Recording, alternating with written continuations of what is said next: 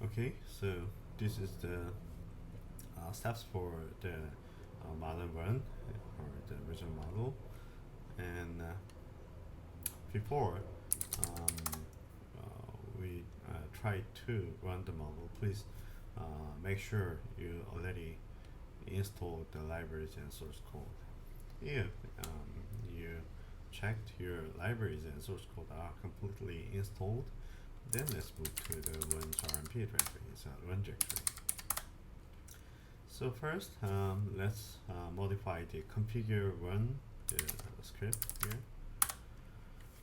Okay, so in here, first we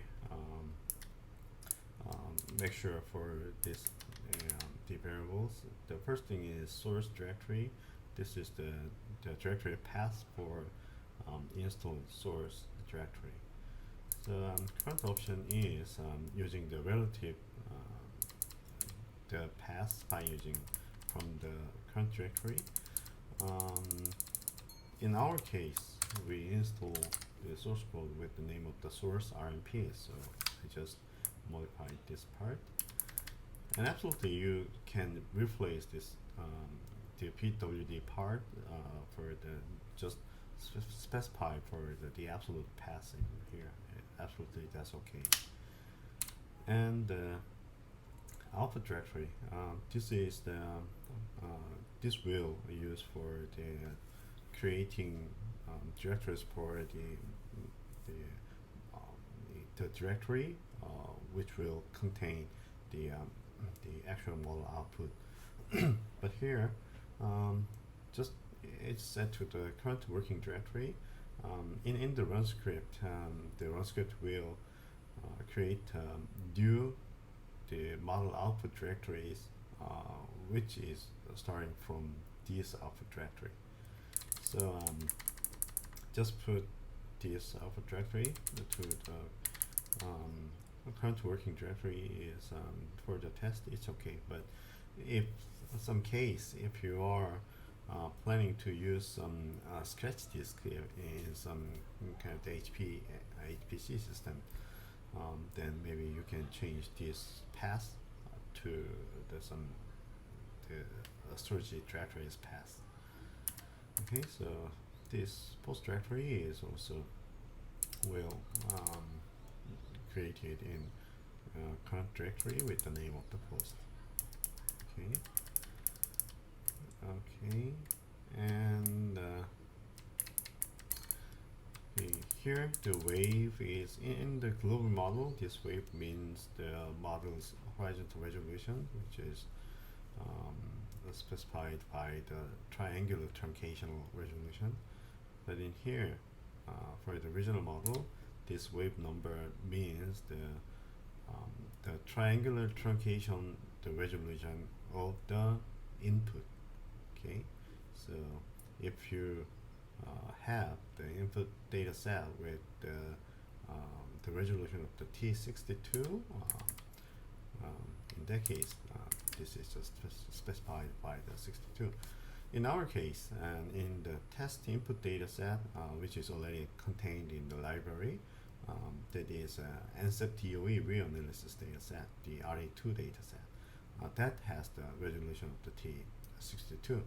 So we put this wave part as a 62. And the model layer, this is the vertical number of the vertical layers of the for the model calculation. So for the original model, this means the number of the sigma layers. Okay, so here these numbers 1828, 42, 64, 128. This is some kind of the presets, so you can select one of these preset numbers. Okay. So this is the post grid numbers, but this is much more critical to the global model system. In the regional model, actually, regional models, the output grid itself is exactly identical to the regional domain setup. So this post I grid and post J grid is not exactly working in the regional model system. And this is post layers because during the model calculations, model used the sigma layers during the calculation. But for the after the post processes, usually in the CRIMS convert the sigma layers into the pressure levels. So this post layer means the layer numbers when we have after the post processes, which is already converted to the pressure levels. So this also have some presets here, so you can choose one of these numbers. Okay, the 17 is the same the levels which is used for the RA2, the realness data set. If you select the 26, it's the same levels to the asset final analysis, the FNL data set. And here, the this RMP map is the domain setup data set. In the runs RMP directory, there is one additional directories compared to the global model. It's this RMP domain. This directory contains some regional models domain presets are stored in this directory. So you can search in this directory, and you can find quite many presets are already stays in this directory. And if you want make your own domain setup, and absolutely you just copy one of this name list to for your domain setup, then specify here for your domain setup name list here. Okay.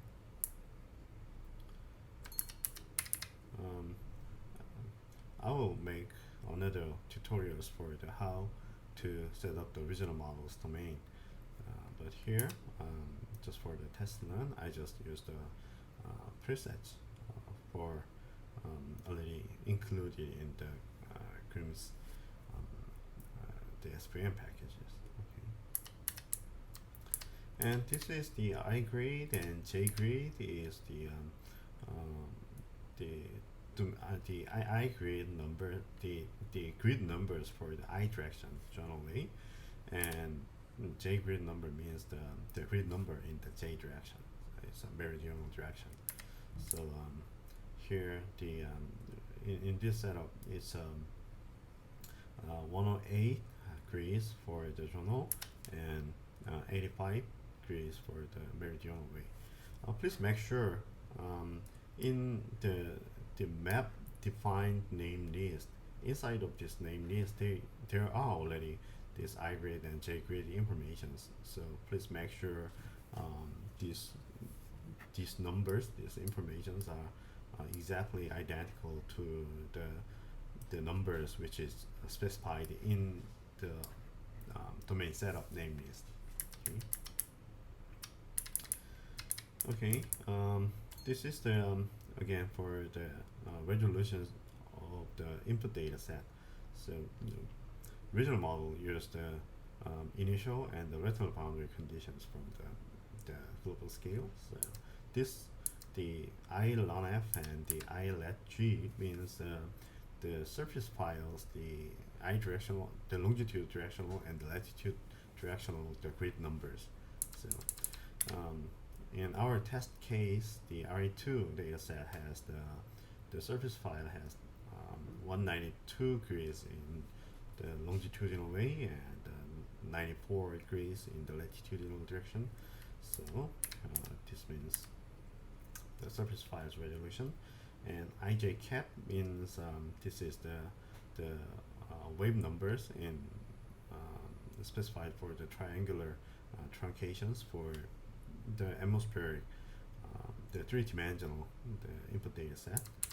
So it's a T62 for the RA2, so this is specified for the 62. And the I levels means the sigma layers, the vertical layers during the model calculations. this is not for the post layer. This is the model layer. Okay, so this is set to the 28. Okay, so here this n CPUs means the number of the threads. So if you want to use the OpenMP or the hybrid, you can specify these numbers for the processes which is used for the OpenMP processes. And NPS means this is the total processors what we want to use during the model integrations. So in our case, here I'm gonna use 36 CPUs for our test run. So this is the total number of the processors, CPUs. Okay, and this is the kind of the system specifications. So number of CPUs for one node. This means that. So in our system, one computational Linux node has the 36 CPUs. So I just specify like in this way, and in this case, NPS is 36 and the NCPU per node is 36. So the run script will calculate the number of the node. So in this setup, the run script just allocate one node for these calculations. So if your computational node has 36 CPUs per one node, and if you want to use two nodes for the calculations, then change this NPS for the 72, then put this NCPU per node is still 36. Then run script will divide the NPS by this NCPU per node. Then the run script will get the number of the nodes by 2. Okay. And here, this is a number of column because the MPI use the domain decompositions for the parallel the model calculations. So this means the model domain is now consists of the 4 different columns. So and we have the other, for example, if we use totally 16 CPUs for the MPES, and if we set this N core as a 4, that means this model used the horizontal domain for the 4 columns and 4 rows. Okay, then the domain will be decomposed to the 16 the subdomains. Then the run script will kind of give each subdomains to the each processes. So that's that is the way of the how the in the MPI how the multiprocesses works. The n column number is quite sensitive to the model calculation, the costing time. So there is no kind of the exact answers for the proper number of the n column. So, it depends on your system and depends on your domain setup. So if you are very critical to the model calculation time, then I suggest first do some test runs with some different numbers of the n column here. But usually larger number of the n column is kind of have some disadvantages for the MPI. So please just remember this part. Okay. So here, this is the end of user edit section. So I just finished it to modify the configure run. So now next step is generating the run script. So this is the way how to generate the run script. First, run the configure run with the name of the run script presets. For the regional model, we can choose one is RMP. This is for the weather scale short-term the simulation. This is the script for the short-term simulation. And another option is the RSIM. This is for the climate experiments. So this is one script for the long-term simulation. So model learning itself is exactly the same, but the how treat the outputs and the some adjusting some times or something or other post processors are slightly different between the RP and the RSIM. Okay, so in this example, we will generate the RMP just because I'm gonna try to make test runs for the just 48 hours, 2 days. Okay.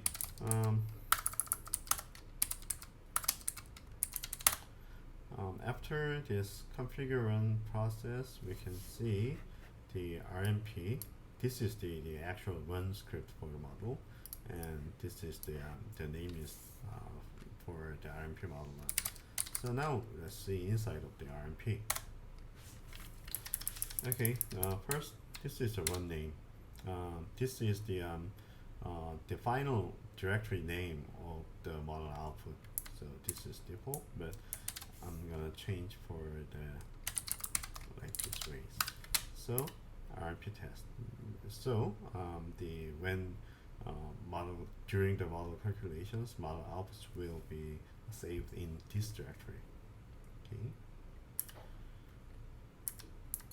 Okay. So this G2R is slightly different time. This is for the options for when we use the global model output as the input for the original model. I mean not just global model, Grimm's global model. Okay, so this means that and okay, so okay, this is the its name is still quite weird, but this RE2 directory means the actual input directory. So if you in this example, just this directory is set to the library, because in the library there is con directory. This is the constant data are stored in this con directory. So I'll just put these directories. I'll just use this data set. But if you put your own input data set in other place, just replace this part to the actual directory path, which contains the input data set. Okay. And this is the sea surface temperature data, the path. So this model refers the this is in for the original model run, we need the three-dimensional atmosphere data set, which is called the sigma data set, and surface data set, and the sea surface temperatures. Okay, so this means the sea surface temperatures. And one thing we have to remember here is the in the Grimm's kind of the available data format for this SST is the GRIP1 format is acceptable for this Grimm's model. Okay, so just make sure in this directory you have the sea surface temperature data set, which is written in the GRIP1 format. Okay.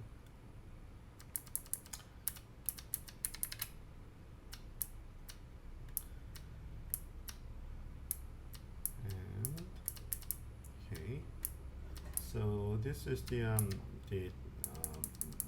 model calculation period. So starting year, starting month, starting day, and starting hour, and the end year, and the month, end day, and end hour. Okay, so model will start from the starting time, and we're gonna terminate it at the ending time. And this is the delta T lag. here this delta t is written in the seconds. Okay. This is means the seconds, and this is the time steps for the model integrations. So means in this setup, this model calculate the outputs for every 240 seconds, right?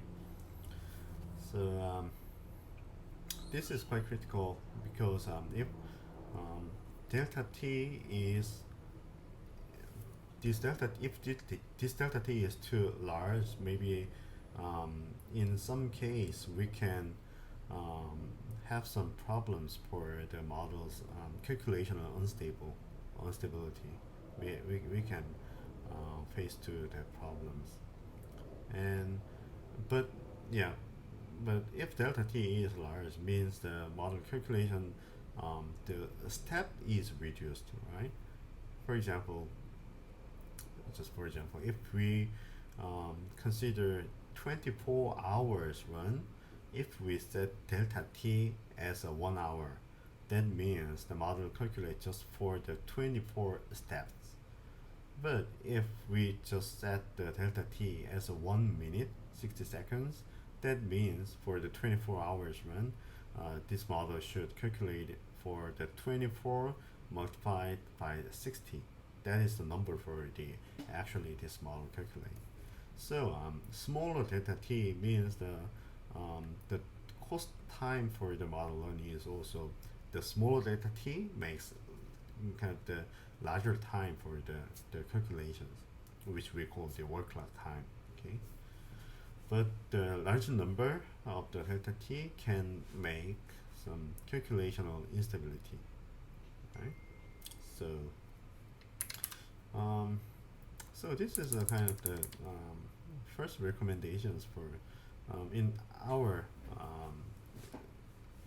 in this example. Actually, the setup is for the domain setup is uses the grid spacing is 60 kilometers. So this is one example for the 60 kilometer resolutions. In the work model, in the work model, they recommend some this delta t is they recommend smaller number than the grid space, which is written in the kilometers. So grid space multiplied by 6, that is kind of the upper limit for the delta t. So they recommend set the smaller number than the kind of the 60 times the grid spacings. If you have questions on this relationship, just search some kind of the CFL conditions. We can get some answers for that. And nesting hour means simply we can think the time intervals for the global models lateral boundary conditions, the frequencies. So if we set this nesting hour by 6, that means we have to secure the lateral boundary conditions and surface status for every 6 hours. Okay. And this is the increment hour, and this is the forecast hours for one executions. Okay. This is now we are trying to run the model for the 48 hours, right? And if we set this increment hour for the 24, means first model start run, and after the 24 hours, first model stop the model runs.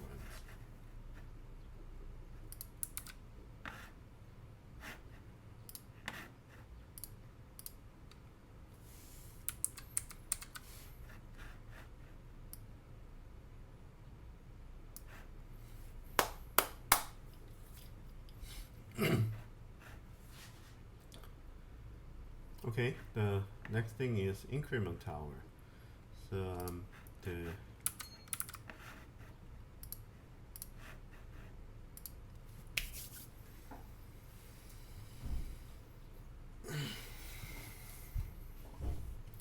Okay, so next is the increment tower. Increment tower is forecast towers for the one execution. So in our case, we are running the model for the 48 hours, 2 days, and with the setup for this increment tower for the 24 means when model first start, and after the 24 hours, the model will stop.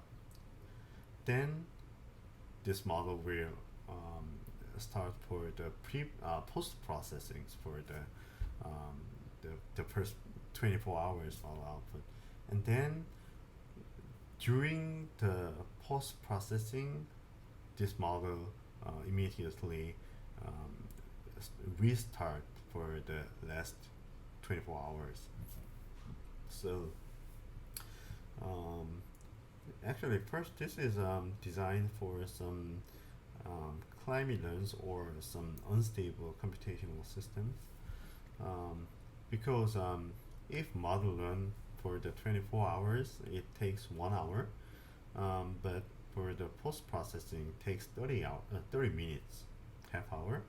Then if we just run the model for the 48 hours, means in the reality we have to wait for the 2 hours. Then we have to spend another 1 hour for the post processes for these 2 days.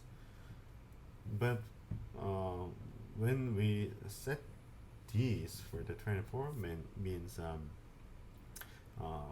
after the first 24 hours, then the post process just starts.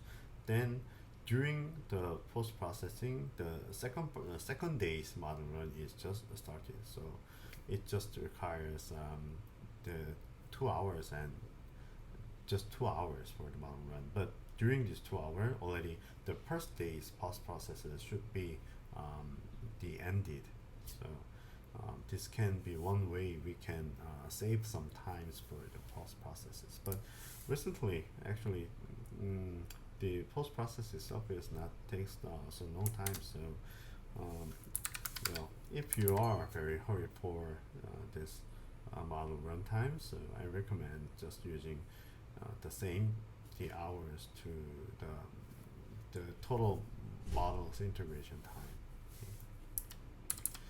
So this is the shortwave hours for the radiation calculations. Okay. So this is for the global, and this is for the regional. So in our case, this is our setup. This one means 1 hour in the model world. 1 hour. Every 1 hour, the radiation subroutine will be called in the model calculation. So okay, and this is surface times and others. And here, the INTC means the intervals to create the model native output, which is written in the sigma alpha files. That means the model native binary output. So this is the output writing frequency. So if we set 6, we can get the outputs for each 6 hours, right?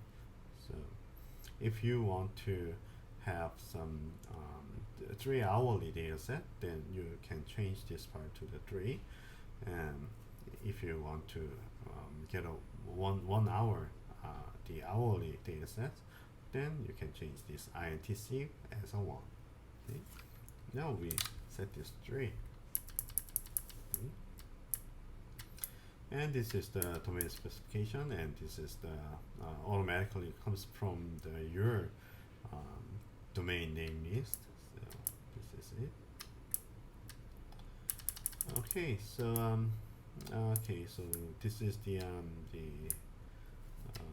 what we can modify for in the one script.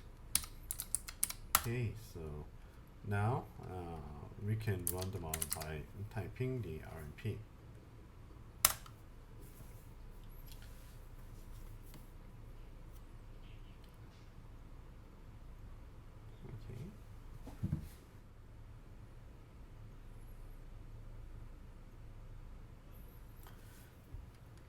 Okay, so this is the end of the run. So you can see the exit number 0.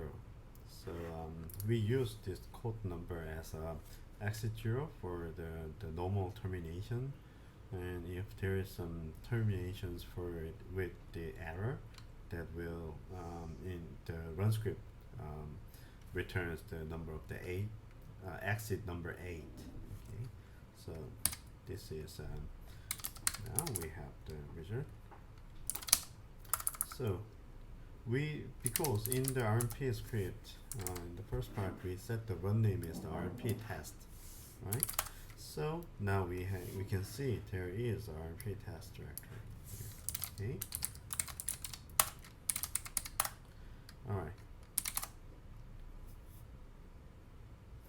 So you can see some the RC. This is the model native output for the Sigma in the Sigma layers, and this flux. Okay, so this is the flux data set. But so you can think all this data set is just the model native, the binary format output, and the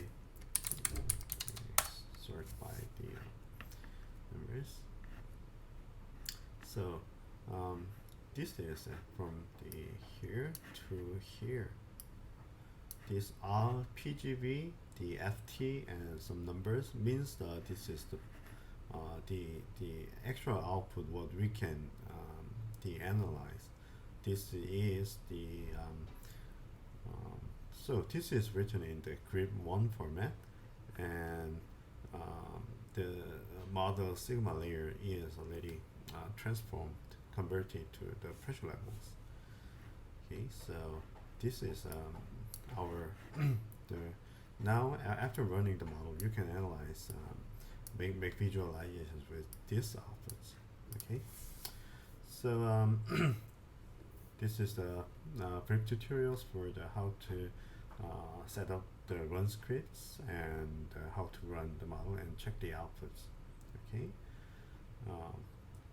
how to make some post processes after this part will be handled by following another video clips.